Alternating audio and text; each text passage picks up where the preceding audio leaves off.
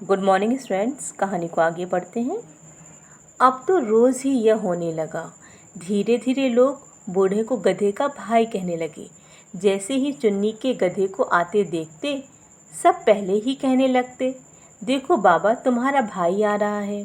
चुन्नी के बार बार बूढ़े को गधे का भाई बोलने से जो आसपास के लोग थे वो भी बूढ़े को गधे का भाई कहने लगे। बूढ़ा चुप रहता। समय बीतने लगा। एक दिन चुन्नी अनेक मिट्टी के खिलौने जैसे भालू, बंदर, रंग बिरंगी चिड़ियाँ लादे बाजार की ओर चला।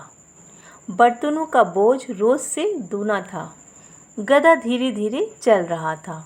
रोज़ की तरह आज भी चुन्नी चबूतरे के पास रुका, गधे को रोका और बूढ़े का मजाक उड़ाने लगा। एक बार चुन्नी जब बाजार की तरफ जा रहा था तो उसने अपने गधे के ऊपर बहुत सारा बोझ लादा हुआ था।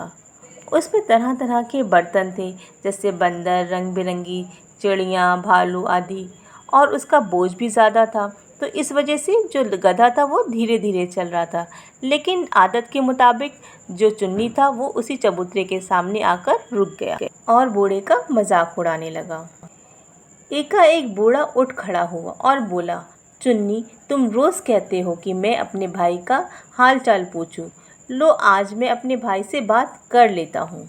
एकाएक का अर्थ होता है अचानक। अचानक ही जो बूढ़ा होता है वो खड़ा हो जाता है और चुन्नी से कहता है कि तुम मुझसे रोज़ कहते हो अपने भाई का हाल चाल पूछने के लिए, तो आज मैं पूछ ही लेता हूँ।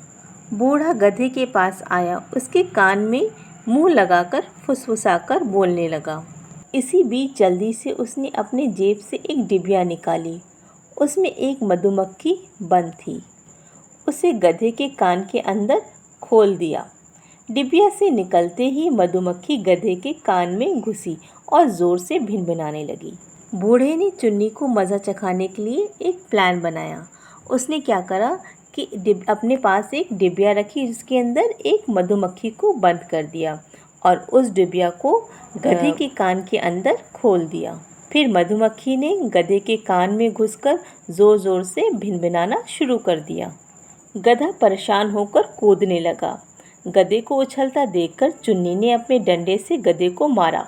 मार खाते ही गधे ने ज़ोर की ऐसी धुलत्ती चुन्नी को लगाई कि वो दूर जाके गिरा।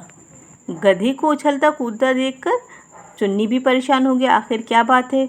उसने गधे को एक ज़ोर से डंडा मारा और जैसे ही गधे को उसने डंडा मारा तो गधे ने भी उसको ज़ोर से अपनी धुलत्ती मार दी, मतलब अपने दोनों पैर जो पीछे के थे वो उसको मार दिए।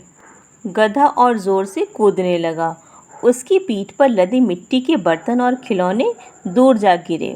सारा सामान चूर चूर हो गया। इस तरह से जो बर्तन और मिट्टी के खिलौने उस गधे की पीठ पर लदे हुए थे सब चूर चूर हो गए, यानी कि टूट गए।